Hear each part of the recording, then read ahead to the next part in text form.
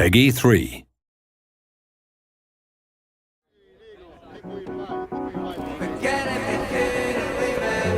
Welcome back to the latest developer diary for F1 2010.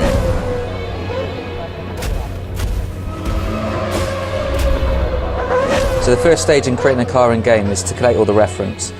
We get basic CAD data from the teams and we supplement that with photography and livery packs. Stage 2 is basically all about importing the CAD and building the 3D mesh. So the end result is a very detailed wireframe 3D render of the car. The next stage is all about texturing the model, so essentially painting the car. For that we create a decal sheet with all the areas of the car laid out on it, and this is effectively pasted onto the mesh model, which creates a car that looks as close as possible to the real thing. Each of the cars handles slightly differently, so if you're playing in a Red Bull or HRT, you can actually feel the differences come through. Audio obviously plays a massive part in any game, but particularly in F1. One of the most important aspects from an audio point of view has got to be the sound of the cars. We've been working with some of the manufacturers and teams who've been helping us get access to their vehicles to allow us to record these sounds. Creating the tracks for Formula 1 2010 is an amazing challenge really, because you can assume that the people playing the game are the most knowledgeable people out there. We're getting fantastic access to materials. We get as up-to-date CAD as we can achieve.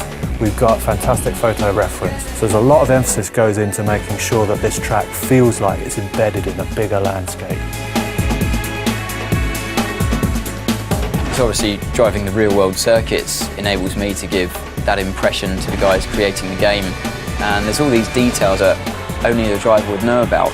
So for instance, turn 8 in Spa, I know straight away any car I've ever driven there always understeers, and it's knowing that kind of detail as a driver that you can get over into the game as well. We're making a big push for the atmosphere in this game. Practice, fewer people are turning up, qualifying starts to get busy, race day is absolutely packed. You want to experience that track as though you're driving around it in a real-world situation, making you feel like you're there.